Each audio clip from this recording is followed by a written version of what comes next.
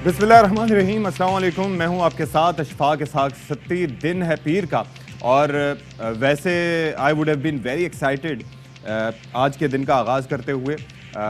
मदिया नकवी इंशाल्लाह में ज्वाइन करेंगी कल, लेकिन उससे हट के जो एक्साइटमेंट मेरी थी वो इस चीज़ को लेके थी कि पीएसएल का सीज़न शुरू होने जा रहा है। और पीएसएल का आगाज़ इसलिए हमारे लिए खुशाइंद होता है क्योंकि ज़ाहिर है कि उसकी वजह से क्रिकेट यहाँ पर आती है, इंटरनेशनल स्टार्स को देखने का मौका मिलता है, उनकी कॉम्बिनेशंस डिफरेंट आपको देखने का मिलते हैं।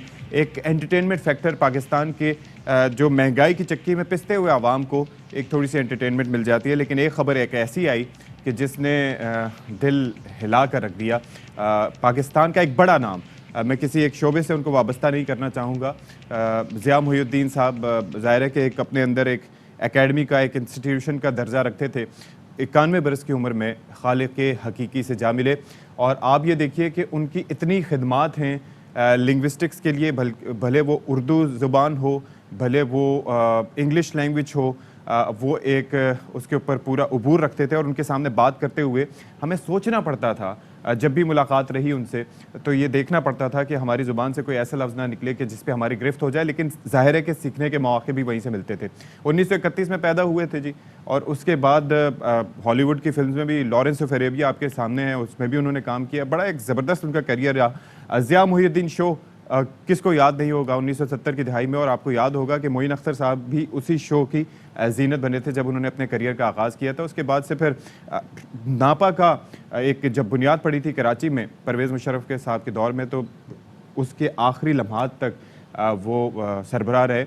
और आप अंदाज़ा कीजिए कि 91 बरस की उम्र के आखिरी अयाम तक वो बहुत ज़्यादा एक्टिव रहे। तो आज इस हवाले से भी बात करेंगे और भी अहम मामलात पर हमने गुफ्तगू करनी है। लेकिन पहले टॉप स्टोरी शामिल करते हैं जी। टॉप स्टोरीज़ आपने मुलाहिजा कर ली और यकीन कीजिए आज दिल बहुत दुखी है, क्योंकि बहुत सी ऐसी नामवर शख्सियात होती हैं जिनसे आपको बहुत कुछ सीखने का मौका मिलता है। ज़िया मुहिउद्दीन साहब भी ऐसे ही थे और उनको देखने और उनको सुनने का मौका मिलता था। मुश्ताक अहमद यूसुफ साहब की जो नरेशन वो किया करते थे वो क्या ही ज़बरदस्त हुआ करती थी। उनकी बीबीसी पर उनसे मुतालिक एक डॉक्यूमेंट्री थी, वो देखी, बहुत मज़ा आया। और अब से कुछ दिन पहले आपने देखा अमजद साहब ज़ाहिर है कि दुनिया फ़ानी से कूच कर गए। और उसके बाद अब ये एक बड़ा नाम था, लेजेंडरी अदाकार रहे, हॉलीवुड की फिल्म में भी काम किया। ज़ियाउल हक साहब के दौर में फिर वो चले गए थे इंग्लिस्तान और वहाँ पर मुकीम रहे। लेकिन उसके बाद फिर बाद में उन्होंने 90s में आके मुसलसल और मुस्तकिल पाकिस्तान में सुकूनत इख्तियार की। नमाज जनाजा उनकी आज बाद नमाज ज़ोहर डिफेंस फेज़ 4 इमाम बारगाह यसरब में अदा की जाएगी। तो बड़ा एक नुकसान है जी। और ये लाजवाल उनका एक अंदाज़ था, उनका एक शख्सियत थी और आवाज़ के जादूगर उनको कहा जाता था। और लैलपुर का इलाका था जहाँ पर वो पैदा हुए थे। उनके वालिद का ताल्लुक़ भी इल्म तदरीस के दर्स व तदरीस के शोबे से था, उर्दू अदब, शायरी। और इसके साथ साथ बड़ा मतलब उसको समअप करना चंद लम्हात में या कुछ अल्फाज में नामुमकिन है। ऑस्ट्रेलिया से उन्होंने अपनी तालीम हासिल की और वहीं पर रेडियो ऑस्ट्रेलिया से अपने करियर का एक तरह से उन्होंने आगाज़ किया था। फिर उसके बाद ऑस्ट्रेलिया के बाद उन्होंने बरतानिया का सफ़र किया जहां royal academy of theatre and art से वाबस्ता रहे। और वहीं पर उन्होंने सदाकारी और अदाकारी के फ़न की तरबियत हासिल की। और फिर जिस तरह से मैंने इंट्रो में तज़किरा किया था कि कैसे उन्होंने ज़िया मुहिउद्दीन शो के नाम से एक बड़ा शानदार शो का आगाज़ किया और बतौर मेज़बान ऐसी परफॉर्मेंस दी कि तमाम मकबूलियत के रिकॉर्ड टूट गए। ये शहर यहाँ बंद नवाज, कौन पहचानेगा मुझ खाक बसर की सूरत। जी, इसमें ज़ेड बुखारी साहब का नाम ज़ाहिर है कि कौन नहीं जानता। और आप उनका अंदाज़ देखिए, और आज से 50 साल पहले भी जो शुस्ता ज़ुबान वो इस्तेमाल करते थे, जो अल्फाज का इस्तेमाल होता था, अभी बैठ के देख के भी और ज़ाहिर है कितने एक्सपीरियंस के बावजूद भी वो अल्फाज हम अदा करने से कासिर हैं। अच्छा, टेलीविज़न से जो उन्होंने प्रोग्राम पेश किया उनका ज़रा अहाता कर लें तो उनमें पायल, चचा छक्कन, ज़िया के साथ और जो जाने वो जीते सबसे नुमायाँ थे। अच्छा, उसके साथ साथ फिर आप ये देखिए कि 2004 में एक बड़ा एक ज़बरदस्त और एक संग मील रहा परवेज़ मुशर्रफ साहब का दौर था। उसमें कराची में national academy of performing arts, जिन्हें आप सब हम सब नापा के नाम से जानते हैं, اس کا ایک قیام ہوا اور اس کے بعد اس کے وہ ڈائریکٹر مقرر کیے گئے جہاں پر نئی نسل کو اداکاری، صداکاری اور موسیقی کی تعلیم بھی دی جاتی رہی۔ چلیں جی، مزید بھی بات کریں گے ان کی ان گنت خدمات کے لیے، اور وی ور آنرڈ کہ وہ ہمارے اس معاشرے کا حصہ تھے۔ ابھی آپ کو براہ راست ذرا لیے چلتے ہیں، فواد چودھری صاحب گفتگو کر رہے ہیں۔ اس کو کیا نام دیا جائے کہ اپنے سیاسی مخالفین کے اوپر جس طرح سے غداری کے پرچے پاکستان میں اس حکومت نے شروع کیے ہیں، رانا ثناء اللہ اینڈ کمپنی نے جس طریقے سے کیا ہے، اس کے نتیجے میں پاکستان کو ایک بہت بڑے بحران کا شکار کر دیا گیا۔ ایک طرف تو پاکستان میں یہ تمام غداری کے فتوے لگ رہے ہیں، ایک طرف پاکستان میں ہر دوسرا شخص جو ہے، اگر دیکھیے نا، اگر میں پنڈادن خان کا ایم این اے غدار ہے تو سارے جو میرے ووٹر ہیں وہ تو پھر غدار کو سپورٹ کر رہے ہیں۔ اگر جیلم کا ایم این اے غدار ہے تو جیلم کے ایم این لوگ تو پھر غدار کو سپورٹ کر رہے ہیں۔ اگر شیخ رشید غدار ہے تو پنڈی کے لوگ جو ہیں وہ پھر غدار ہوئے۔ میاں والی کا عمران خان غدار ہے تو پھر پورا پاکستانی غدار ہے۔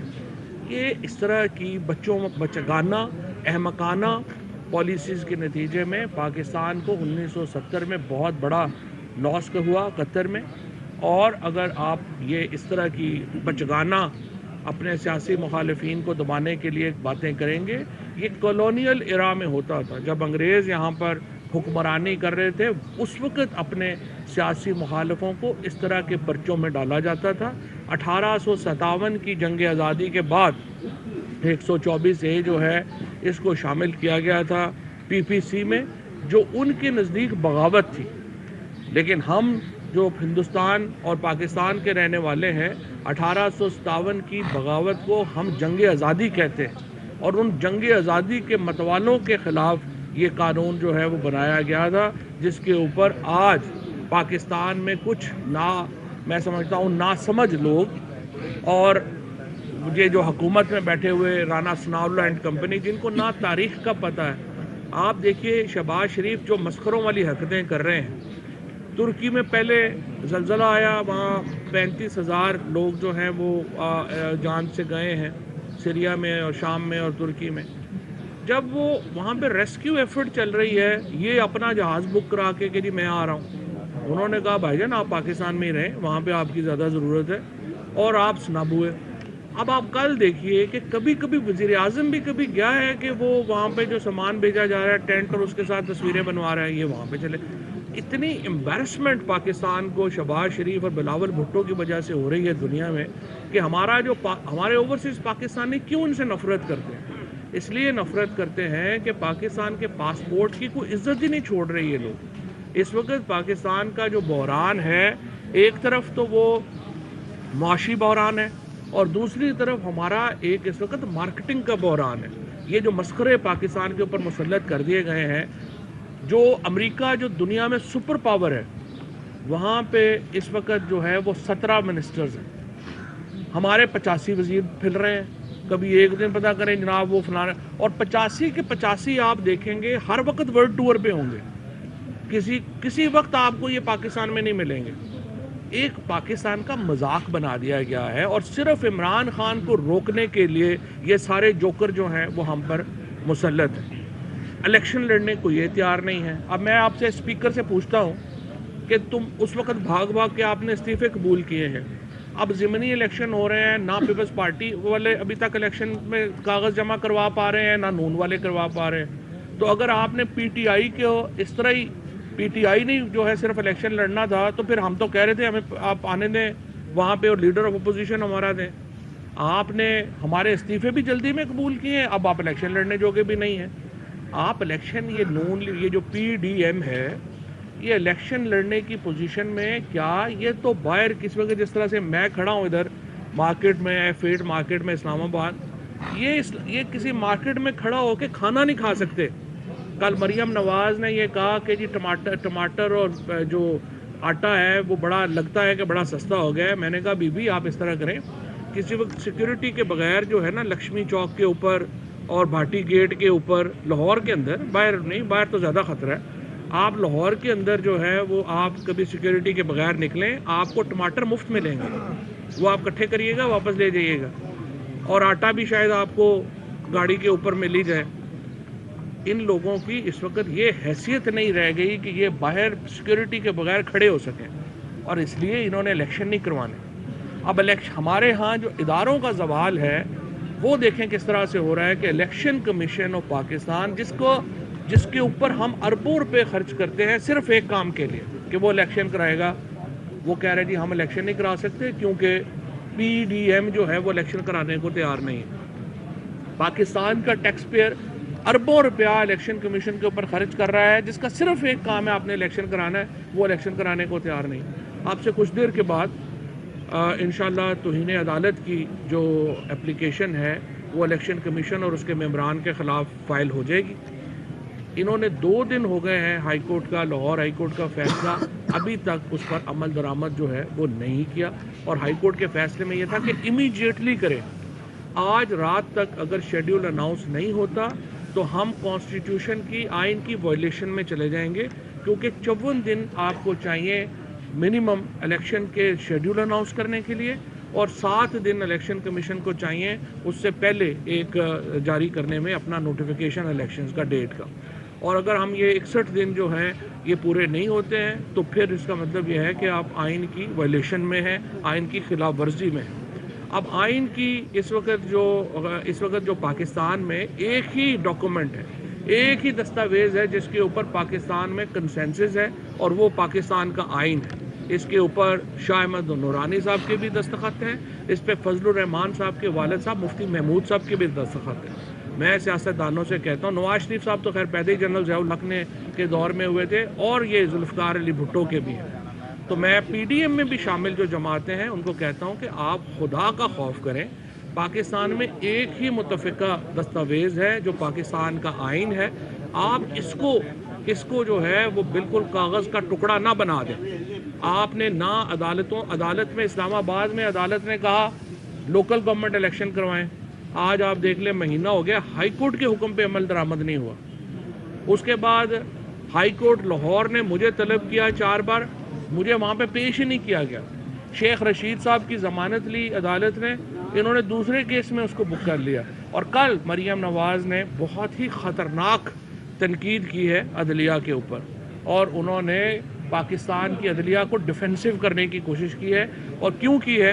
क्योंकि वो ये कह रही हैं कि उनका जो मुकदमा है, जो नैब केस की तरमीम का केस, वो बहुत अहम है इनके लिए। ये सारी रजीम चेंज हुई नैब के केसेस में तरमीम के लिए थी, जहां 1100 अरब रुपया ये सारा जो PDM है ये ले चुका है, और उस पैसे को हज़म करने के लिए ज़रूरी है कि अदालत जो इमरान खान का केस है उसको मुस्तरद करे।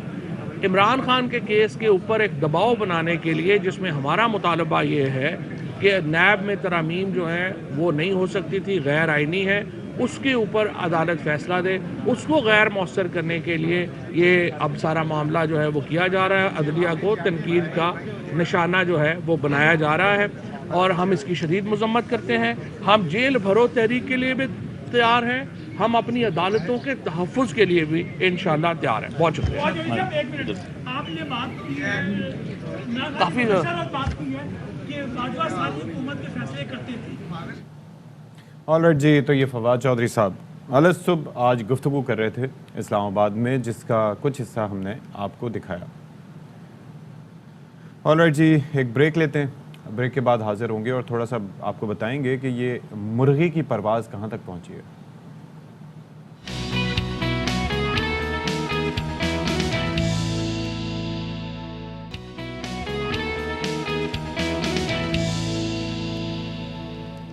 अच्छा जी, आज एपिलेप्सी या फिर मिर्गी से बचाओ और उसके मुतालिक अवेयरनेस क्रिएट करने का दिन मनाया जा रहा है। और ये दिन जो है ये मनाना इसलिए भी ज़रूरी है कि लोगों को बहुत से मामलात में अवेयरनेस नहीं होती, और जब किसी को मिर्गी का दौरा पड़ता है, और ये ज़ाहिर है कि एक दिमागी मर्ज़ है और उसके अंदर आपके जिस्म के पट्ठों में अकड़ाव शुरू हो जाता है, आप अचानक गिर जाते हैं, झटके लगना शुरू हो जाते हैं आपको, आप गिर कर बेहोश हो जाते हैं। तो उस सूरत में लोग बजाय इसके कि उसको एक मर्ज़ की तरह ट्रीट करें, वो ये समझते हैं कि शायद इस पर कोई आसेब का साया है, कोई जादू टोने का इस पर असर हो रहा है, या फिर मुख्तलिफ़ तरीक़ों से कोई उसे अपने पुराने मोज़े सुंघाने की कोशिश करता है, कोई उसे जूते सुंघाने की कोशिश करते हैं, यानी कि जितने मुंह उतनी बातें। और उस वक्त अगर सोचिए कि कोई शख्स सरे राह या सरे बाज़ार इस मर्ज़ का शिकार हो जाए और उसको उसका दौरा पड़ जाए, तो वहाँ पर कैसे कैसे तजुर्बात उसके साथ किए जा सकते हैं, और फिर वो सबके सामने है। तो ये आप अंदाज़ा कीजिएगा कि ये ऐसे इलाक़ों में तो पाए जाना, जो दूर दराज के इलाके हैं, एक अपनी जगह एक बात है, लेकिन कराची जैसे शहर में या बड़े शहरों में भी ऐसी हमें अक्सर राह चलते जहालत देखने को मिलती है। और उसकी वजह से हम ये कोशिश कर रहे हैं कि ये थोड़ी सी अवेयरनेस क्रिएट करें ताकि इस तरीके से थोड़ा सा ट्रीटमेंट बेहतर तरीके से हो सके। तो हमारे साथ इस वक्त मौजूद हैं neurologist professor doctor Abdul Malik साहब। उनसे ज़रा बात करते हैं इस मर्ज़ से मुताल्लिक कि क्या है, क्या सिलसिला है। बहुत शुक्रिया डॉक्टर अब्दुल मलिक, आपने हमारे लिए वक्त निकाला। ये मिर्गी जो एक मर्ज़ है, उससे मुताल्लिक हम एक अरसे से, बचपन से ही सुनते आ रहे होंगे, लेकिन उसके लिए ये जो सरे राह जो ट्रीटमेंट्स हो रहे होते हैं, और ये ना सिर्फ ये कि ऐसे गांव देहात में होता है, बल्कि शहरों में भी इसी तरीके से होता है कि कोई गिर जाए तो लोगों को पता ही नहीं होता कि रिएक्ट कैसे करें। तो कैसे लोगों को इस बारे में अवेयरनेस दी जाए? जी बहुत शुक्रिया, आपके इब्तिदाई गुफ्तगू भी मैंने सुनी, और ये वाकई एक बहुत ही अहम मामला है, क्योंकि आज 13 फरवरी है। पूरी दुनिया में हर फरवरी के दूसरे पीर में आलमी यानी इंटरनेशनल ब्यूरो ऑफ एपिलेप्सी और इंटरनेशनल लीग अगेंस्ट एपिलेप्सी जो है, पूरी दुनिया में मिर्गी यानी एपिलेप्सी के हवाले से बैन अक़वामी दिन मनाती है। पाकिस्तान में भी इस हवाले से पूरे मुल्क में सरगर्मियाँ होती हैं, और ये बहुत अहम दिमागी बीमारी है जो पाकिस्तान में कमो बेश तकरीबन 22 से 25 लाख लोगों को है। लिहाजा इस बीमारी के हवाले से जो दुनिया भर में 50 मिलियन से ज़्यादा लोगों को है। लिहाजा ये एक बहुत कॉमन दिमागी आर्जा है। सर, ये एपिलेप्सी में होता क्या है? हाँ, मैं आपको बताता हूँ। इसमें देखें, जिस तरह आपने देखें, बाज एपिलेप्सी की बहुत सी अक़साम है। जिस तरह बच्चों में बाज़ औक़ात लोग गुमसुम हो जाते हैं, बड़ों में हाथ पांव अकड़ जाते हैं, या इवन बच्चों में भी हाथ पांव अकड़ जाते हैं, आंखें ऊपर चली जाती हैं, मुंह से झाग आ जाता है, दांत भीस लिए जाते हैं, हाथ पांव झटके खाते हैं। मुख्तलिफ एपिलेप्सी के अंदर मुख्तलिफ अलामात होती है। लिहाजा इन अलामात की रोशनी। जी अच्छा, मैं ये अर्ज़ करना चाह रहा था कि ये जो अलामात जिनका आपने तज़किरा किया, आगे करेंगे भी आप, लेकिन क्या इससे ये सीजर्स होते हैं ब्रेन के, यानी कि झटके लगते हैं उससे, तो क्या उससे कहीं परमानेंट ब्रेन डैमेज तो नहीं होता? जी बहुत अहम सवाल है। देखें, जब भी अगर कोई दौरा झटका, जिसको आपने सीजर, जिसको हम सीजर्स कहते हैं, अगर कॉन्स्टेंटली यानी 3 to 5 मिनट का टाइम क्रॉस कर ले तो वाक़तन ब्रेन डैमेज हो जाता है। ब्रेन के जो खुलिया हैं, जिसको न्यूरॉन्स कहते हैं, उनमें एक तरह से नुकसान हो जाता है, और जिस्म के जिस हिस्से को वो खुलिये जो डैमेज हो रहे होते हैं, जो कंट्रोल करता है, वहाँ पर वो अलामात ज़ाहिर होने शुरू हो जाती हैं। अच्छा। लिहाजा ये बिल्कुल हकीकत है कि अगर प्रॉपरली मिर्गी के दौरे झटकों की हवाले से एहतियात और उसकी जो तिब्बी निगहदाश्त नहीं की जाएगी, तो बिल्कुल जैसे आपने फरमाया है कि बिल्कुल इसमें ब्रेन डैमेज हो जाता है। सर, उस वक्त जब दौरा पड़े तो क्या करना चाहिए? ये देखें, जब भी कभी दौरा पड़े, जब भी कभी ऐसा दौरा जो राइजुल वक्त के तहत, जिसे कहते हैं ना, हाथ पांव अकड़ जाना, आंखें ऊपर चले जाना, या दांत भीस लेना, हाथों में झटके खाना, तो पहली बात तो ये कि मरीज के साथ उसको रश ना लगाएं, नंबर 1। अच्छा। नंबर 2 ये कि उसको एक करवट पे गिरा दें। नंबर 3 ये कि देखें, ये जो एक तोहमात हैं कि भाई जूता सुखा दें, या पुराना जूता या मोजा सुखा दें, भाई देखें नेचुरली, देखें on average basis 30 second maximum एक दौरा अमूमन पड़ता है। ये सर एक दफा फिर से रिपीट कर दीजिएगा, मैं कुछ सुन नहीं पाया था। सबसे पहले ये है कि रश ना लगाएं, दूसरा ये है कि करवट पे लिटा दें, करवट बाईं या दाईं उससे कोई फर्क नहीं पड़ता, इससे कोई फर्क नहीं पड़ता, करवट लिटा सीधा। उसके अलावा यह है कि देखिए, जैसे अगर दौरा पड़ रहा हो तो उसको मुंह में कुछ चीज डालने की कोशिश मत करें, यानी एक होता है ना कि भाई हाँ, वरना पता चले दौरा तो सेकेंडरी चीज है। हाँ। उसका सांस की नाली में चोक होने के नतीजे में सांस का अमल ही रुक जाएगा, और उसके नतीजे में वो और तिब्बी मसाइल पैदा हो जाएंगे। लिहाजा पहली बात तो देखें, ऑन एवरेज जैसे मैं कह रहा था कि 30 सेकेंड से मैक्सिमम 1 मिनट तक होता है। अगर आप जरा थोड़ा सा ऑन एवरेज अगर गौर करें तो हम ये देखते हैं कि जब भी कभी कोई दौरा पड़ता है, लोग जितनी देर में जूता पुराना ढूंढ के लाते हैं या मोजा ढूंढ के लाते बंदा हैं, उठ 30 जाता सेकंड है। तो वैसे ही हो चुका, बंदा वो कहते वैसे हैं ही लो जी ये बेसब्र मेरे वो कहते 6 हैं दिन जी से मेरा पहने तो हुए ये मोजे की करामात हाँ है। हाँ करामात है। लिहाजा ओके। ये कोई करामात नहीं है ना, ये कोई चीज है। लिहाजा असल चीज जो इसमें सबसे अहम है वो ये है कि नंबर 1 कि हमेशा इस किस्म की बीमारी से अपने मुआलिज से रुजू करें। नंबर 2, मुआलिज से रुजू करने के नतीजे में जो टेस्ट करवाए जाएं, वो जो होने चाहिए वो करवाए जाए। नंबर 3, जो डॉक्टर जो अद्वियात दे उसके मुताबिक अमल करें। अच्छा दवा सर, इसी को पे मेरा वक्त पे सवाल ये है कि ये जो एपिलिप्सी है, कैन इट बी क्योर्ड, या उसके साथ क्या नॉर्मल जिंदगी गुजारी जा सकती है? ये बिल्कुल देखिए, पहली बात है कि मोर देन या up to 70% different type of epilepsy जो मिर्गी है वो आराम से कंट्रोलेबल है। नंबर 1 अद्वियात के इस्तेमाल से। देखें, आप भी जानते हैं, मैं भी जानता हूँ, क्या शुगर का मरीज सारी उम्र दवा इस्तेमाल नहीं करता? बिल्कुल। क्या दमे का मरीज सारी उम्र दवा इस्तेमाल नहीं करता? क्या दीगर जो क्रॉनिक डिजीज है उसके तो हम ये नहीं कह रहे, लेकिन बेसिकली ये भी एक दिमागी बीमारी है और इसमें जो डॉक्टर मौलिक जिस तरह दवा के उस तरह दवा का इस्तेमाल करना चाहिए। अच्छा, और इसके कॉजेज क्या हो नतीजे में- सकते हैं एपिलिप्सी के सर? देखें, हमारे छोटे बच्चों में मुख्तलिफ कॉजेज हैं, बड़ों में मुख्तलिफ कॉजेज हैं। अगर हम बच्चों की बात करें तो डिफरेंट जो हमारे दिमागी इन्फेक्शंस हैं, जिसको गर्दन तोड़ बुखार कहते हैं, उसके नतीजे में सीजर्स हो सकता है। कोई दिमाग की टीबी है, उसके नतीजे में सीजर्स हो सकते हैं। मुख्तलिफ इन्फेक्शन, देखिए कुछ तो एपिलेप्सी इडियोपैथिक बगैर किसी वजह की भी हो सकती है, लेकिन कुछ जो होती है जो सीजर्स हैं उसकी वजह होती है। जैसे बड़ों में कोई ब्रेन इंजरी होगी, हम जिस तरह बार बार कहते हैं कि खुदा ना खास्ता अगर आप ड्राइविंग के दौरान सर की चोट लग जाए बगैर हेलमेट के नतीजे में या वैसे, तो उसके पोस्ट ट्रॉमेटिक सीजर्स हो सकते हैं। अच्छा। तो लिहाजा इसकी हर स्ट्रोक यानी फालिज होने के नतीजे में होने, हर भी जिसम एक पूरा निजाम है, हर चीजें आपस में जुड़ी हुई हैं। लिहाजा चीजें आपस, मिसाल के तो ब्लड प्रेशर कंट्रोल नहीं हो रहा, उसके नतीजे में फालिज हो गया, ब्रेन हेमरेज हो गया, ब्रेन हेमरेज के पोस्ट हेमरेजिक स्ट्रोक अपना सीजर्स हो सकते हैं। लिहाजा सीजर्स होने की वजूहात मुख्तलिफ हैं, लेकिन हम ये कहते हैं कि तमाम अवामिल जो एक सेहतमंद जिंदगी के लिए कॉमन होता है, वो सादा तर्ज जिंदगी, अपना ब्लड प्रेशर। अच्छा, जैसे एक चीज़ मुझे ये बताइए सर, वक्त मुख्तसर है तो मैं चाह रहा हूँ कि आपसे एक और चीज़ भी, कि जैसे दिल के लिए होता है कि ईसीजी कर लेते हैं, इलेक्ट्रोकार्डियोग्राम, इसके लिए ईईजी होता है टेस्ट, उसके अलावा उसमें क्या होता है? इलेक्ट्रोएन्सेफेलोग्राम। अच्छा। देखिए, जिस तरह आपने कहा, एक दिल की पट्टी होती है जिसको ईसीजी कहते हैं, दिमाग की पट्टी को ईईजी इलेक्ट्रोएन्सेफेलोग्राम कहते हैं। ठीक है। अच्छा, ये लाजमी नहीं है कि अगर किसी को दौरे झटके पड़े हैं तो उसके नतीजे में मतलब वो जिस वक्त वो ईईजी हो रही हो तो वो एबनॉर्मल ही है। लिहाजा ईईजी की बुनियाद पे फकत तशखीस नहीं होती, क्लिनिकल फाइंडिंग की बुनियाद पे तशखीस होती है। जो क्लिनिकल फाइंडिंग बहुत इंपॉर्टेंट, ठीक, बहुत इंपॉर्टेंट है। यानी EEG is a pure clinical diagnose, epilepsy is a pure clinical diagnose. No doubt इसमें टेस्ट कराने होते हैं, एमआरआई कराना होता है, ईईजी करानी होती है, लेकिन इसका कहीं मतलब नहीं है कि हम उसके क्लिनिकल एविडेंस को डिनाई करते हैं।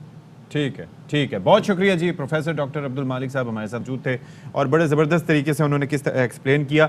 2-3 चीज़ें मैं बयान करना चाहूँगा कि ये जो मिर्गी है इसका दौरा 30 सेकंड से 1 मिनट तक होता है। तो खुदारा अगर किसी को दौरा पड़े, यानी कि उसके हाथ पांव अकड़े हुए हों और दांत भींच ले, तो उसको आपने रश नहीं लगाना, उसको किसी करवट पे लिटा देना है, उसके मुंह में पानी, दूध या कोई चीज़ डालने की कोशिश ना करें, क्योंकि अगर कोई खाने की चीज़ या कुछ इस तरह से देंगे तो उसके हलक में वो चोक कर सकता है। 30 सेकंड से ना उसे जूता सुंघाने की, जुराबें सुंघाने की कोशिश करें, क्योंकि 30 सेकंड से 1 मिनट तक उसके दौरे का होता है। और जो लोग इस तरह से सस्पेक्ट हों मिर्गी का दौरा उन्हें पड़ चुका हो, तो वो अपनी जेब में कोई ऐसी चीज़ रखें, कोई लिख के कोई चीज़ रखें, कोई पर्चा रखें, ताकि जो आसपास लोग हों उनको पता चल सके कि उनका मर्ज़ किस नौयत का है। और प्लीज़ इसको सीरियस लें, ईईजी करवाएं ताकि आप एक नॉर्मल लाइफ गुजार सकें with the help of medication and therapy.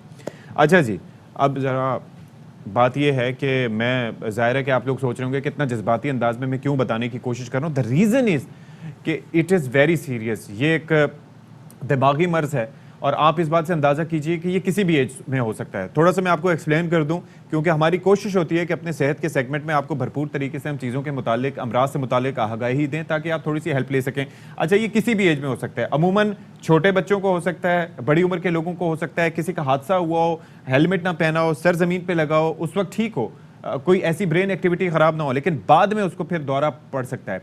क्या एपिलेप्सी को कैसे अवॉइड किया जा सकता है? उसके लिए आप अपनी नींद पूरी करें, अपने आप को एक्टिव रखें, और ज़ाहिर है कि बहुत सी ऐसी चीज़ें हैं, अपने मौलिद से रब्ता करते रहा करें। कोई भी आपका मतलब ऐसा दिमाग जो है वो कोई सीजर इसी तरह से हो, किसका आपके घर वालों को ना पता हो, لیکن اس پہ اپنے مولد سے لازمی طور پر رجوع کریں. تو جناب اس تمام تر معلومات کے ساتھ اور میرے اس خطاب کے بعد ایک بریک بنتی ہے. بریک کا وقت ہوا چاہتا ہے, میری باتوں میں غور کیجیے گا. Stay tune.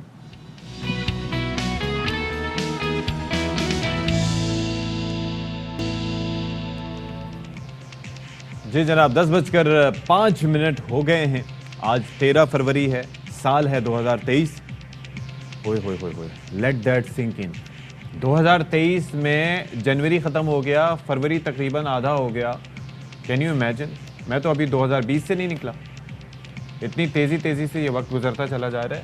اللہ رحم فرمائے, تھوڑی سی معاشی حالات پاکستان کے اور لوگوں کے بہتر کرے. جی اکانومی ہماری نوز ڈائیو کر رہی ہے اور سیاسی حالات ہمارے ٹھیک نہیں ہو رہے. انسرٹنٹی اپنی جگہ موجود ہے. حکومت رہے گی یا نہیں رہے گی, الیکشن کب ہوں گے, کیسے ہوں گے, کون کروائے گا, یہ بھی ایک سوال ہے. اور پھر ظاہر ہے کہ اس کے اوپر سیاسی بیانات بھی اپنی جگہ آ رہے ہیں.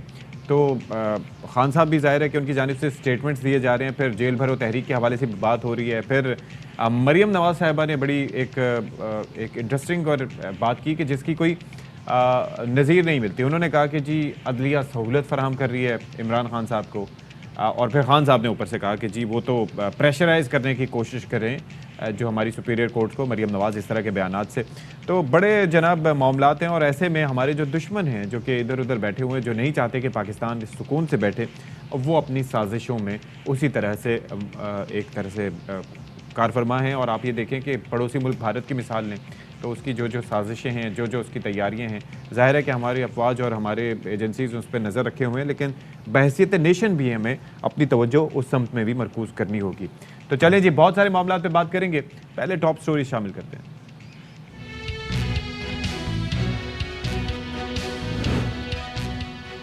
عمران خان کی قمر جاوید باجوہ پر کڑی تنقید, اپنی حکومت گرانے کا ذمہ دار قرار دے دیا. سابق وزیر اعظم کہتے ہیں کہ انہوں نے چند بڑے ٹھگوں کی حمایت کی, ان کے شہباز شریف سے قریبی تعلقات بھی تھے.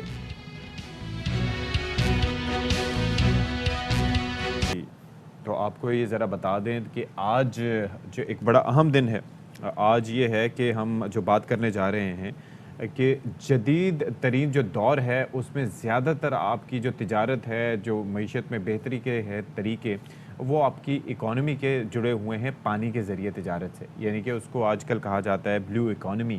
اور آپ نے ایک ٹرم سنی ہوگی بھارت کے حوالے سے یا دنیا کے بڑے ملکوں کے حوالے سے جو ہم بات کرتے ہیں, جس میں امریکہ ہو گیا, برطانیہ ہو گیا, چین ہو گیا.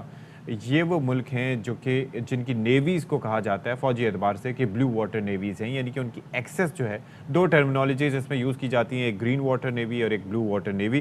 تو بلیو واٹر نیوی اس کی ظاہر ہے کہ رینج بڑی ہوتی ہے, اس کی ریچ زیادہ ہوتی ہے, اور پانی سے جڑی معیشت کو اگر ہم عرف عام میں کہیں تو کہا جاتا ہے بلیو اکانومی.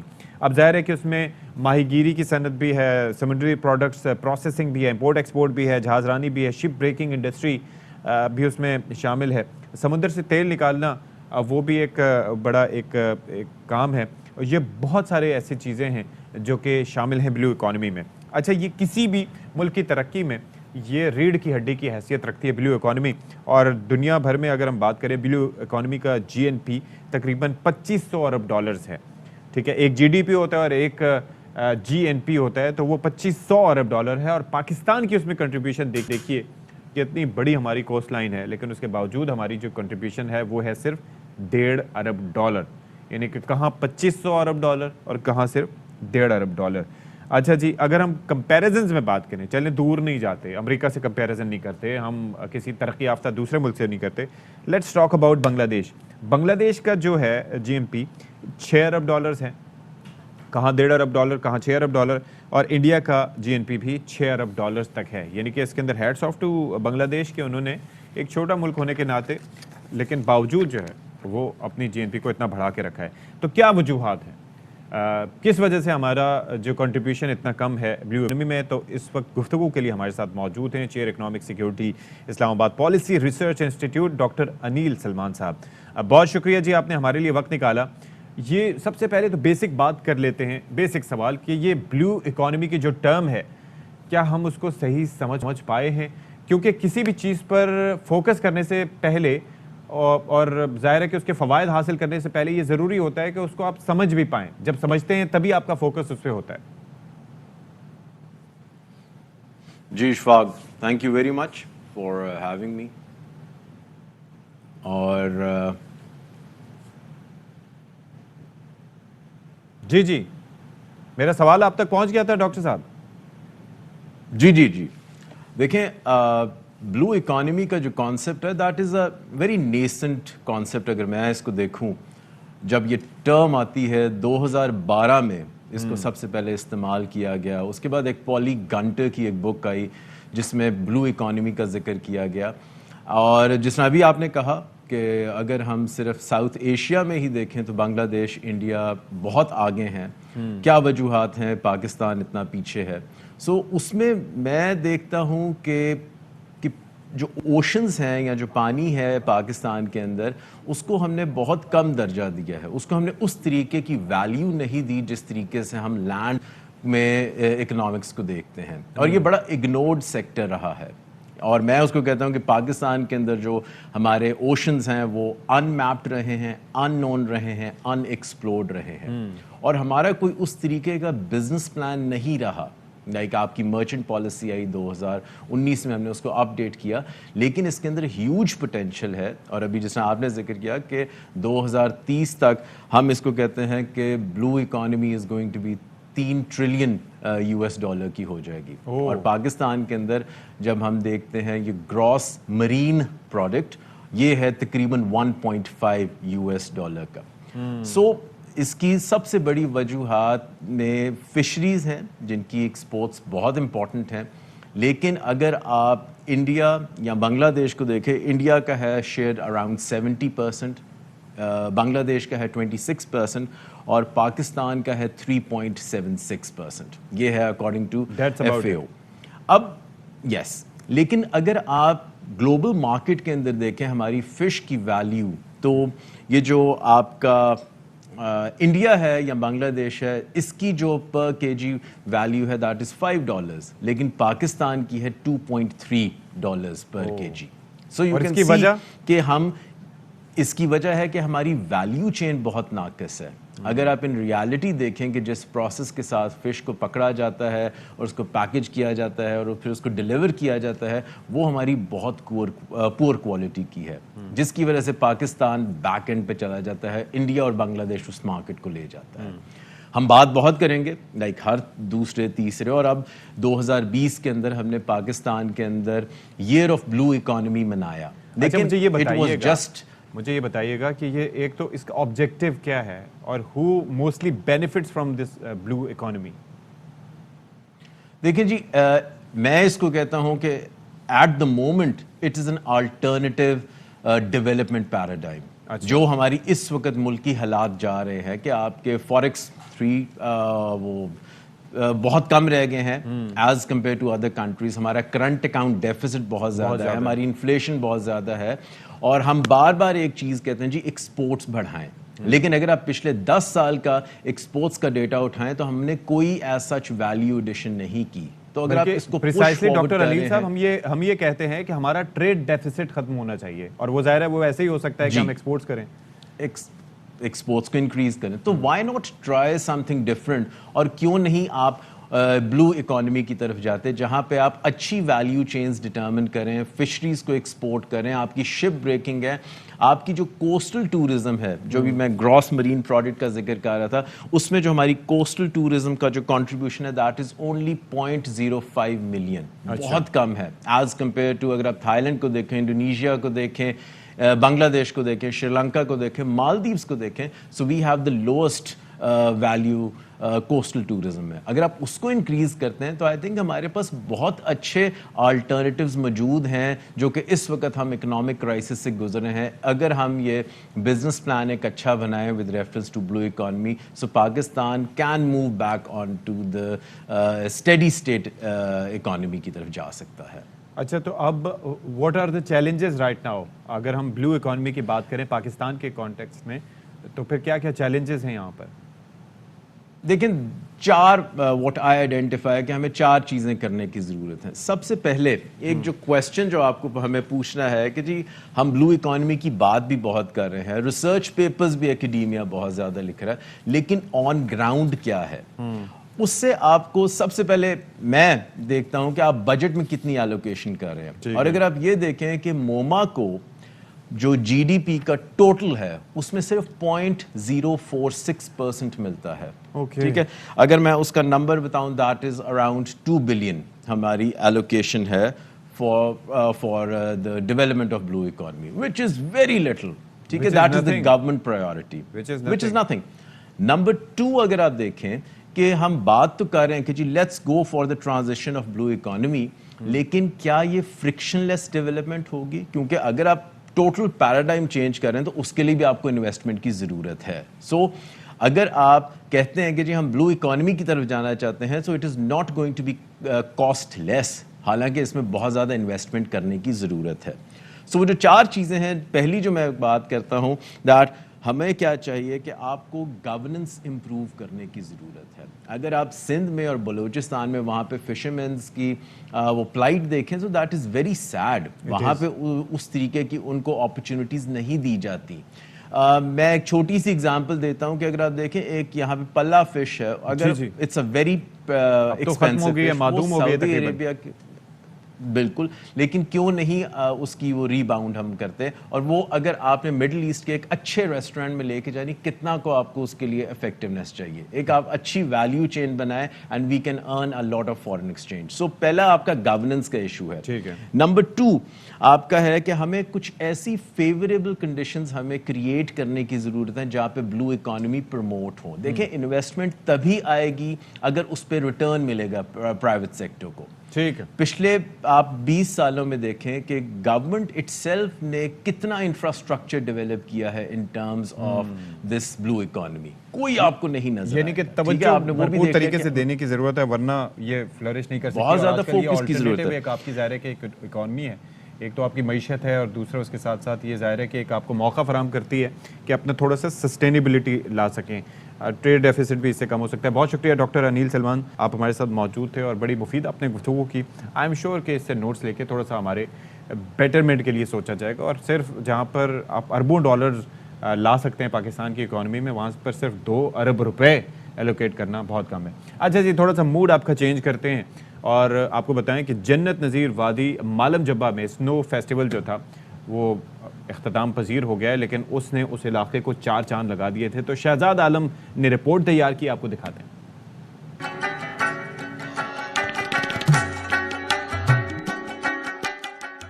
سوات کے حسین وادی ملم جبہ میں پاک پوچھ کے تعاون سے 2 روزہ اسکی فیسٹیول کے مقابلے اختتام پذیر ہو گئے. ملک بھر سے 104 کھلاڑیوں نے شرکت کی. پہلے دن سلالم اور جائنٹ سلالم کے مقابلے ہوئے. مالم جبی کا اسکی ریزلٹ ایک بہت اچھا ریزلٹ ہے, انٹرنیشنل ریزلٹ ہے. آج میں نے فرسٹ پوزیشن حاصل کیا. مقابلہ آرمی کی طرف سے ہوتا ہے, ہم بہت خوش ہیں, ہم نے 3rd پوزیشن بھی حاصل کیا, ہم بہت خوش ہیں. اسکی فیسٹیول میں مختلف سٹال بھی لگائے گئے تھے جو آنے والے سیاحوں کی توجہ کا مرکز بنے. سیاحوں نے ملم جبہ میں فیسٹیول کے ساتھ ساتھ حسین نظاروں اور برف سے بھی خوب لطف اٹھایا. گری تو میں 1 دفعہ بھی نہیں ہوں, کیونکہ میں نے پہلے 1-2 دفعہ کی ہے, مگر جب گرنا ہوا ہے تو کافی برا ہوتا ہے. مگر ٹھیک ہے, آئی تھنک خواتین کو کرنا چاہیے اور وہ کر سکتی ہے, مردوں سے بہتر کر سکتی ہے. بہت مزہ آ رہا ہے. مالم جبہ کا اسکی یہ جو سلوپس بنائے ہوئے ہیں بہت عمدہ ہیں, ورلڈ کلاس اسکیئنگ کا ادھر آپ کو تجربہ ہو سکتا ہے, آپ ضرور آئیں. ملم جبہ میں ہر سال سرمائی کھیلوں کا انعقاد کیا جاتا ہے جو سردیوں میں سیاحت کے فروغ کے لیے اچھا اقدام ہے. کیمرامین کامران کامی کے ساتھ شہزاد عالم, ایئر وائی نیوز, ملم جبہ, سوات. اچھا جی, آپ نے رپورٹ ملاحظہ کر لی. اچھا, آپ کوئٹہ کا ذرا تذکرہ کر لیتے ہیں کہ جہاں پہ روایتی کھانوں کا جب ہم تذکرہ کرتے ہیں تو وہاں کا کوئی ثانی نہیں ہے. اور ویسے جو ہم کراچی آئٹس ہیں ان کی اگر ہم بات کریں یا اس کے علاوہ ملک کے مختلف شہروں میں یا گاؤں دیہات میں رہنے والے لوگ, تو ایک چیز ان کی فیوریٹ ہوتی ہے, وہ ہوتی ہے چائے. اور وہ چائے ہم نارملی اگر دیکھا جائے تو چند ہی اقسام کی چائے کے حوالے سے جانتے ہیں, لیکن کوئٹہ میں چائے کی بھی بہت سی اقسام پائی جاتی ہیں. تو کتنی اقسام ہیں وہاں پر, نے رپورٹ ملاحظہ کر لی. اور مسالہ چائے, زیرہ پلس چائے, کلونجی چائے, نہ جانے کون کون سی چائے اس نے میدان مار لیا. اور بہرحال یہ آپ کے ٹیسٹ کے حساب سے ہے, جو بھی آپ اس میں ایڈ کرنا چاہیں وہ آپ کر سکتے ہیں. انگریزوں کے تو شوق الگ ہے, انگلش ٹی وہ ان کی جانی جاتی ہے پرفیکٹلی بروڈ, لیکن پاکستان میں ظاہر ہے کہ ہم چاہتے ہیں کہ ویریشن ہو اور اس میں دودھ کا تڑکا بھی ہو اور ساری چیزیں ہوں. تو بہرحال اپنے شوق کے حساب سے اور اپنی استطاعت کے حساب سے آپ انجوائے کریں چاہے. اچھا جی، اب ذرا شہر قائد کراچی کا تذکرہ کر لیتے ہیں، اور یہاں پر ہم پریشان رہتے ہیں اکثر کئی حوالوں سے. کبھی سڑکیں ٹوٹی ہوئی ہیں، اور سڑکیں ٹوٹی ہوں تو اس سے ہمارے جہاں پر زیادہ تر لوگوں کو سسپینشن کا نقصان گاڑیوں کا، بائکس کا، اپنے کمر درد کو سہنا پڑتا ہے، ڈاکٹرز کے چکر لگانے پڑتے ہیں. وہیں پہ کچھ لوگوں کا فائدہ ہوتا ہے جو ہوتے ہیں جرائم پیشہ افراد، یعنی کہ آپ کی گاڑی یا بائک کی سست رفتاری کا فائدہ اٹھاتے ہوئے وہ آپ کو لوٹتے ہیں اور پھر یہ جا وہ جا. اب ذرا اس کے علاوہ پھر اب آپ اپنے گھروں میں بھی محفوظ نہیں ہیں، یعنی کہ وارداتیں بڑھتی چلی جا رہی ہیں. تو ایسے میں کراچی پولیس کو جدید ٹیکنالوجی سے لیس کرنے کا عزم کیا گیا ہے، اور جرائم کی روک تھام کے لیے جدید کیمروں اور سافٹ ویئر سے لیس ایک اسمارٹ پولیس کار متعارف کروا دی گئی ہے. حکام کا کہنا ہے کہ مستقبل میں اسمارٹ کارز کی تعداد میں اضافہ کیا جائے گا، اور کراچی کے تمام ڈسٹرکٹس میں جرائم کی روک تھام کے لیے اسمارٹ کارز سے مدد لی جائے گی. کیمرامین کاشف نظامی کے ساتھ افضل خان، ARY نیوز، کراچی. لو جی، ٹر گئی جی اسمارٹ کار. تو یہ اسمارٹ کار جی آ گئی ہے. اب یہ دیکھیں، میں دیکھ رہا تھا، بڑا نوٹس کر رہا تھا کہ بڑے انٹرسٹنگ اس کے اندر فیچرز ہیں. اوپر 9 کیمرے اس کے اندر لگے ہوئے ہیں، اور وہ پھر 360 ڈگریز، یعنی کہ اس گاڑی میں بیٹھ کے وہ پولیس ہمارے اہلکار ہیں جو نارملی ادھر ادھر دیکھ رہے ہوتے ہیں تو ان کو آگے پیچھے سجے کھبے ادھر ادھر مڑ کے نہیں دیکھنا پڑے گا، بلکہ گاڑی میں اپنی اسکرین جو ان کے سامنے لگی ہوئی ہے اس کے اندر دیکھ کے پھر پتہ لگانا ہوگا کہ کہیں کوئی مشکوک سرگرمی تو نہیں ہو رہی. پھر دوسری سب سے انٹرسٹنگ بات یہ ہے کہ یہ ڈائریکٹلی جو کنٹرول روم سے منسلک ہوگی، یعنی کہ صرف وہی پولیس کے اہلکار اس پہ نظر نہیں رکھیں گے بلکہ کنٹرول روم سے بھی دیکھا جائے گا. پھر اس کے اندر یہ جو فیشل ریکگنیشن والا جو سافٹ ویئر ہے وہ ایک بڑی مدد اس میں کرے گا. اور اگر ظاہر ہے کہ آپ کے ریکارڈ میں کوئی ایسے چہرے ہوں گے جو کہ جرائم پیشہ افراد کے ہو سکتے ہیں تو وہ بھی پتہ چل سکے گا. پھر کوئی اگر تخریب کار ہوں گے یا ان کے پاس کسی طریقے سے کوئی اسلحہ یا کوئی ایسی ویسٹ وغیرہ کی کوئی دور سے انہیں پتہ لگ جائے گا تو وہ بھی اگر ذرا فوکس کریں تو وہ بھی دیکھ پائیں گے. لیکن جتنے یہ کیمرے امپورٹنٹ ہیں اتنے کیمرے کے سامنے بیٹھنے والے لوگ بھی اتنے ہی امپورٹنٹ ہیں، کیونکہ ایسی ٹریننگ کی جائے تاکہ وہ اس سے فائدہ اٹھا سکیں. تو ایک بریک لیتے ہیں جی، میرا خطاب ختم ہوا.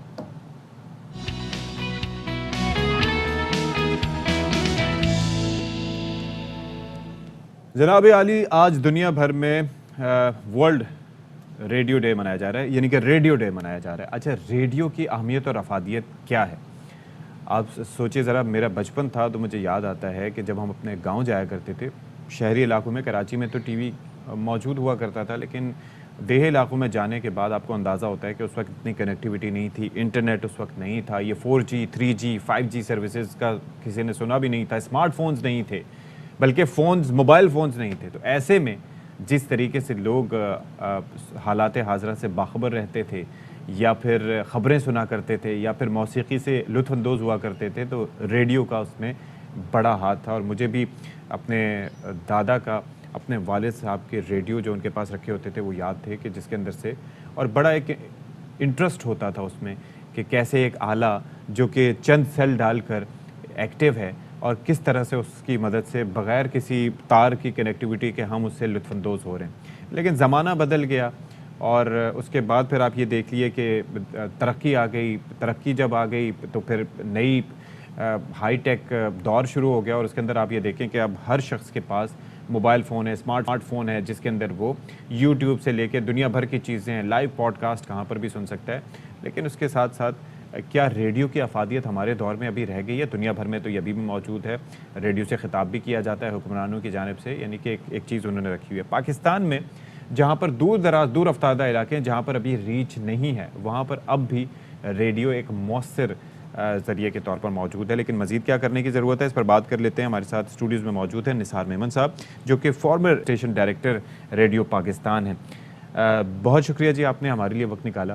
میں نے کچھ اپنے بچپن کا بھی تذکرہ کیا کہ کیا اس وقت چیزیں ہوا کرتی تھی، لیکن ظاہر ہے کہ یہ آپ کی میموریز میں بھی یہ چیز ہوگی. اب اس وقت جو ریڈیو کے ساتھ ہمارا ساتھ تھا، اب ظاہر ہے کہ وہ نہیں رہا.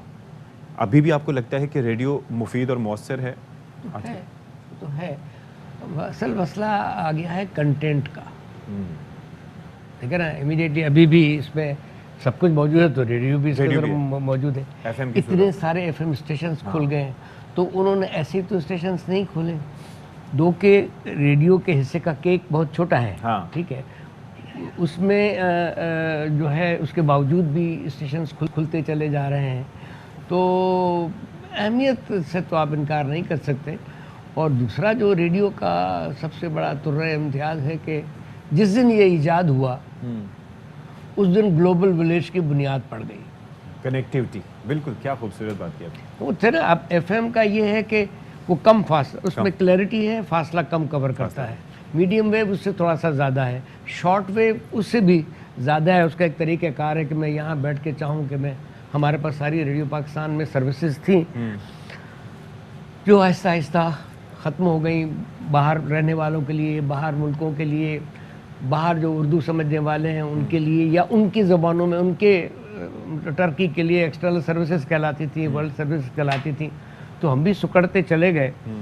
اور لیکن اس کی امپورٹنس تو اپنی جگہ ہے. میں نے شروع میں دیکھا تھا, ایون ہمارے یہاں بھی جب ہم نے ٹیک آف کیا 101 سے اسٹارٹ کیا ریڈیو پاکستان نے, تو خبریں نہیں ہوتی تھی ہمارے یہاں سے. اچھا. ہاں, اس کے بعد وہ کنیکٹ ہو گیا. اب میں بہت سارے ٹیون کرتا ہوں اسٹیشن, وہاں خبریں آ رہی ہوتی ہیں. ان کے ڈفرینٹ ریسورسز ہیں کہ وہ کہاں سے خبریں لیتے ہیں, یہ ایک الگ بات ہے, لیکن خبریں بھی. اچھا سر, ایک اور چیز ہے کہ ریڈیو پہ جب ڈرامہ سنتے تھے, آپ دیکھیں ڈرامے بھی ہوتے تھے ریڈیو پہ, اور سننے کا ایک الگ وہ ہوتا تھا, یعنی کہ اس کے اندر آپ کو بتایا جاتا تھا. بتایا کس طرح سے جاتا تھا؟ مثال کے طور پر کوئی آ رہا ہے تو دروازے کی آہٹ آپ کو سنائی دی, پھر ان کا پوچھنا کہ آپ آ گئے, مطلب اس طرح کی چیزیں. وہ سر اس میں ایسا ہے کہ ریڈیو یہ یعنی ویڈیو کے نسبت آسان میڈیم تو تھا,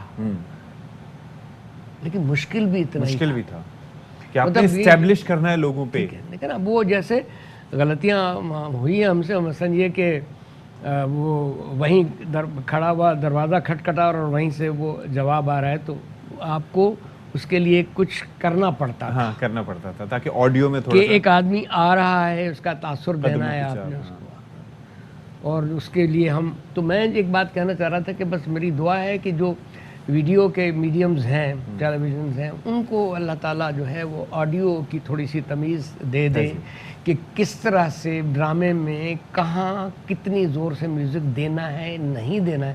اب عام طور میں دیکھیں گے, میں بیٹھا ہوا ہوں, شاعری پڑھ رہا ہوں, پیچھے سے مطلب شاعری کا موڈ کچھ اور ہے, پیچھے سے ایک بیک گراؤنڈ میں میوزک چل رہا ہے, وہ الگ ہی. تو میں لوگوں سے کہتا ہوں, آج دیکھیں نا یاد آ رہا ہے ضیاء محی الدین کی. میں نے کہا بھائی اس سے بڑا اچھا نریٹر کون ہے؟ کون؟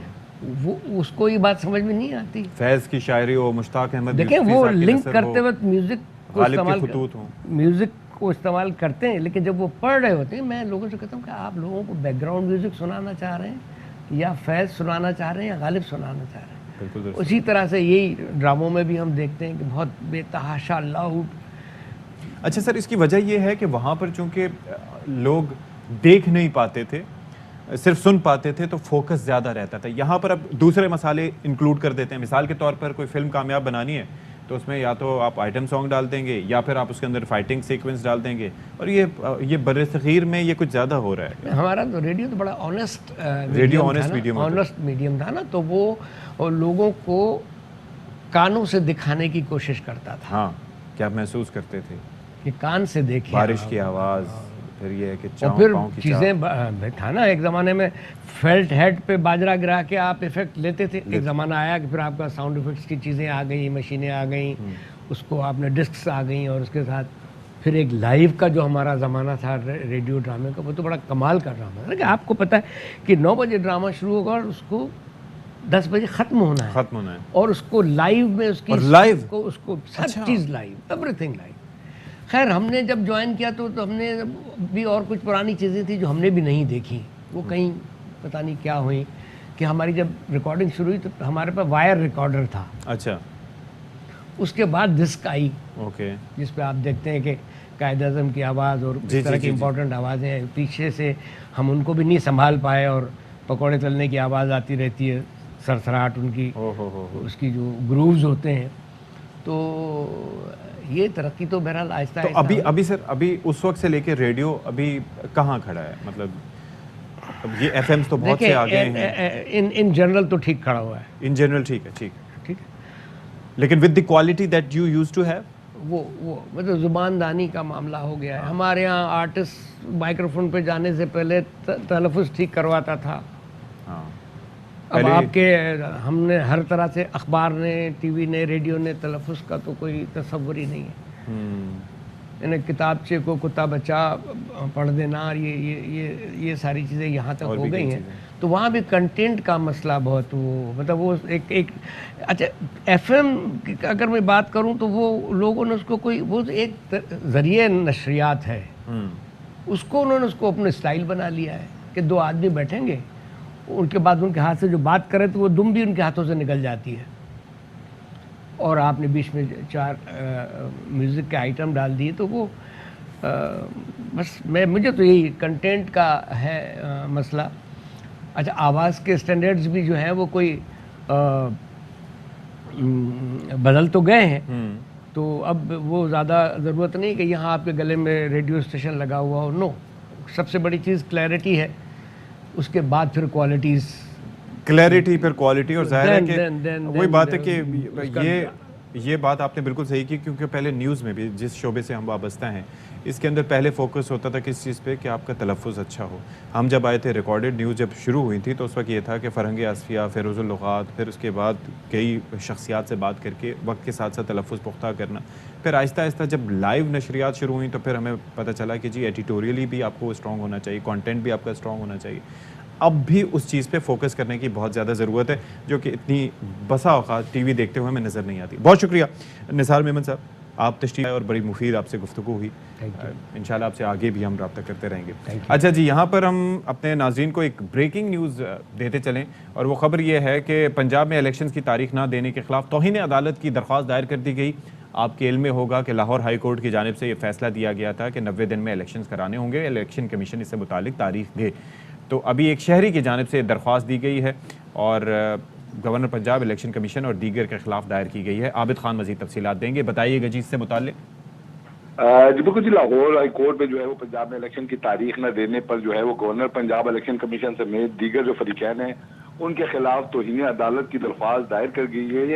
ये दरख्वास्त जो है वो अजहर सदीक एडवोकेट की जानिब से दायर की गई है, जिसमें ये मौक़िफ़ इख्तियार किया गया है कि अदालती हुक्म के बावजूद इंतखाबात की तारीख नहीं दी जा रही। हाई कोर्ट ने फौरी इंतखाबी शेड्यूल जारी करने का हुक्म दिया था और इतवार को रात तक इंतखाबी शेड्यूल देना लाजमी था। इसके बाद जो है वो अब आइनी बहरान पैदा होने का खदशा है, क्योंकि आइन के तहत 90 रोज में इलेक्शन करवाना जरूरी है और इलेक्शन कमीशन को 54 रोज चाहिए होते हैं कि वो हर सूरत इलेक्शन का अरेंजमेंट कर सके। दरख्वास्त गुजार के ये कहना था कि अदालती हुक्म की इतला होने के बावजूद इलेक्शन कमीशन और गवर्नर ने इंतखाबात करवाने के हवाले से कोई अमली इक़दाम नहीं किए। अदालती हुक्म की हुक्मदुली जो है उन्होंने की है, लिहाजा अदालत गवर्नर पंजाब, इलेक्शन कमीशन समेत दीगर जो जिम्मेदार फरीकैन हैं उनके खिलाफ तौहीन अदालत की कार्रवाई करें। मैं बताता चलूँ कि लाहौर हाई कोर्ट के जस्टिस जवाद हसन ने 90 रोज में इलेक्शन करवाने और इलेक्शन कमीशन को फौरी इलेक्शन शेड्यूल जारी करने का हुक्म दिया था, मगर उस पर अभी तक अमल दरामद नहीं हुआ। जी ठीक है जी, बहुत शुक्रिया आपका आबिद खान, आपने तफसीलात हमें दी। एक ब्रेक लेते हैं जी, ब्रेक के बाद हाजिर होंगे।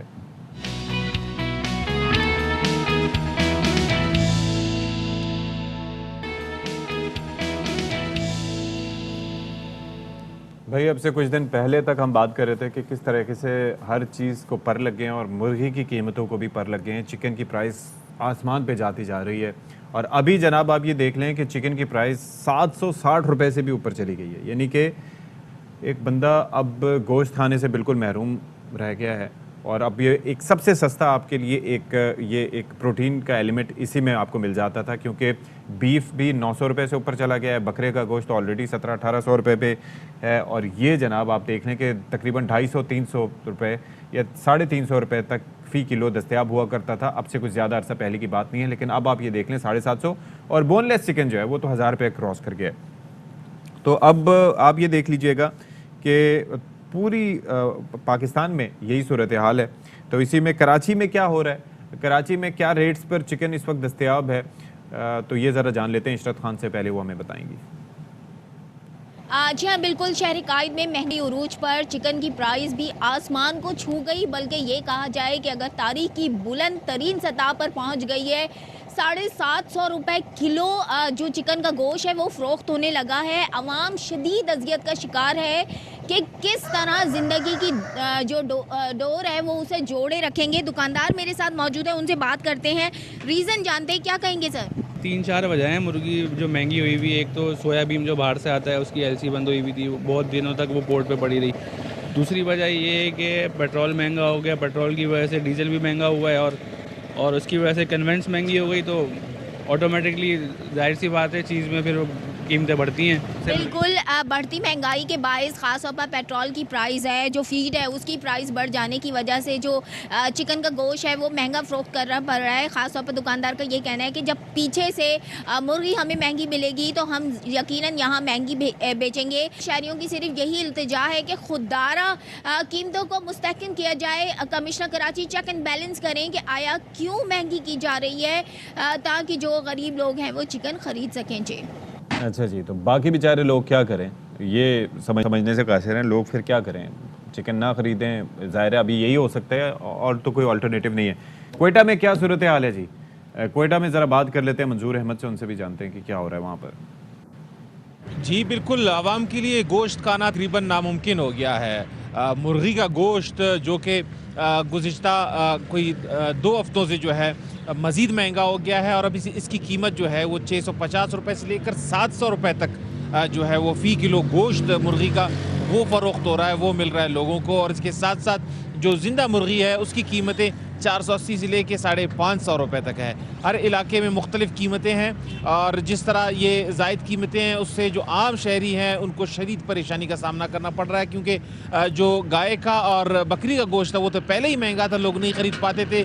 जब से मुर्गी के गोश्त की कीमतों को पर लगे हैं, जो आवाम है उनके मुश्किलात में मज़ीद इजाफा हो गया है। साथ साथ जो दुकानदार हैं वो भी ज़ायद कीमतों की वजह से परेशान है, क्योंकि जो रिटेल पे वो बेच रहे हैं उनका ये कहना है कि जब कीमतें ठीक थी तो उस निस्बत से अब गोश्त की जो फ़रोख्त है, उसकी जो मांग है उसमें भी कमी आ गई है। लोग तवक्को कर रहे थे कि शायद कमी हो, मज़ीद इजाफा हो गया, जिसकी वजह से जो शहरी हैं, जो ख़ास तौर पर मुतवस्सित तबका है और गरीब हैं, वो शदीद परेशानी से दो चार हैं। जी, इसे कहते हैं नाक़िस फ़ैसले, और फिर अपने मनपसंद फ़ैसलों से इस तरह का नुकसान पहुंचाना। और ख़ास तौर पर ये हुक्मरानों को कोई नुकसान नहीं हो रहा, वो तो काबीना आप देख लें 86 रुकनी हो गई है।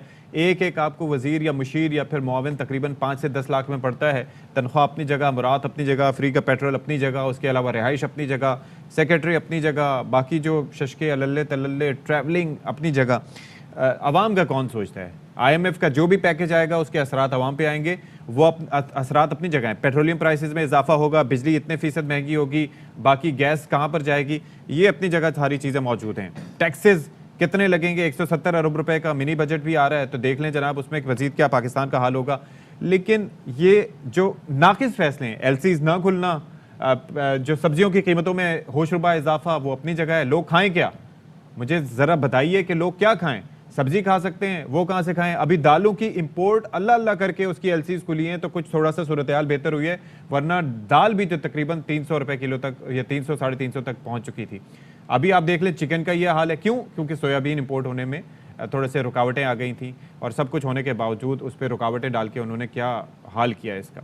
तो पाकिस्तान ही अल्लाह का हामी नासिर हो, मुसीबतें आती हैं लेकिन सब मिल के उनका मुकाबला करते हैं, और लीडर्स जो हैं वो पहले मुकाबला करते हैं। यहाँ पर आवाम को झोंक दिया जाता है भट्टी में। तो अपना ख्याल रखिएगा, शाद रहिए, आबाद रहिए। अशफाक सत्ती को इजाज़त दीजिए फ़िलहाल, कल मुलाकात होगी। अल्लाह हाफ़िज़।